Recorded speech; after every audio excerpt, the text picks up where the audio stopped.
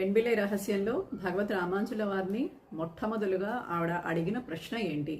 అజహిత్తు వరుగిరేన్ ఎన్ Renault అంటే అక్రూరుడు చేసినట్లుగా నేను పిలిచి తీసుకురాగలిగానా అంటుంది. అంటే ఏంటి? అక్రూరుడు శ్రీకృష్ణ పరమాత్ముడిని గోకులం నుంచి మనకి కంసుడి దగ్గరికి ఆహ్వానం చేశాడు. ఈ కంసుడి దగ్గరికి ఆహ్వానం చేసినప్పుడు ఆయన ఆయనకు తెలుసు కదా, కంసుడు శ్రీకృష్ణుడిని సంహరించాలని గోకులంలో ఉండగా రకరకాలుగా హింసించాడు, రకరకాల రాక్షసుల్ని పంపించాడు. ఆ పంపించినప్పుడు ఆయనని ఎలా అయినా చంపాలి అని అనుకున్నాడు. అయితే ఈ కృష్ణ బలరాముల్ని మధురకి ఆహ్వానించాలి అని అంటే గనక ఎవరో ఒకళ్ళు మధ్యవర్తిగా వెళ్ళవలసి ఉంటుంది. ఈ మధ్యవర్తిగా ఎవరైతే బాగుంటుంది అంటే అక్రూరుడు వెళ్తే బాగుంటుంది అని నిర్ణయించాడు కంసుడు. వెంటనే అక్రూరుడిని పంపించాడు అక్కడికి. అక్రూరుడిని పంపిస్తే అక్రూరుడికి తెలుసు ఈ విషయం, భగవానుడిని తీసుకొస్తే సంహరించబోతున్నాడు అని.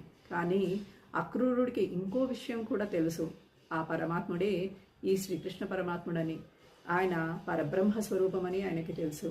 ఆయన తప్ప ఈ మొత్తం సృష్టిలో ఇంకేమీ లేదని తెలుసు. ఆ భక్తి తన్మయత్వంలో పారవస్యంలో ఆయన క్షణక్షణం అనుక్షణం ఆయనను తలుస్తూ ఆయన యాత్రని గోకులం దాకా తీసుకెళ్ళాడు. అక్కడికి వెళ్ళిన తర్వాత కృష్ణ బలరాములతోటి చక్కగా ముచ్చటించి ఆ కంసుడు నిన్ను ఆహ్వానించమన్నాడయ్యా, మధురకి వస్తావా అని అడిగాడు.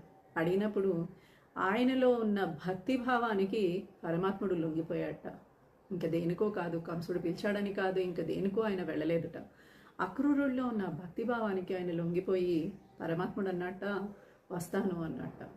బలరామకృష్ణులు అక్రూరుడితో బయలుదేరి వెళ్ళారట.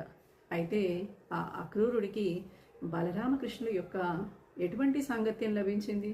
అలాంటి సాంగత్యం లభించాలంటే సాధ్యమా? అసాధ్యం. ఎంతటి భక్తుడికైనా భగవత్ సాన్నిధ్యమే గొప్ప వరం. అలాంటి వరాన్ని పొందిన అక్రూరుడిలాగా నేను భగవంతుణ్ణి ఆహ్వానించగలిగానా తిరుక్కోలూరుకి? ఆహ్వానించలేకపోయానేమో కదా అని చెప్పి ఆ రామాంచుల వారిని ఈవిడ అడుగుతుంది. మార్గమంతా ఆయన్నే దర్శించాలని తరించాలని ఆలోచించిన ఈయనకి పొందిన భాగ్యము నాకు కలుగుతుందా? అక్రూరుడు చేసినంత భక్తి ఆర్తి నాలో ఉందా అని చెప్పి ఆయనని ప్రశ్నిస్తుంది.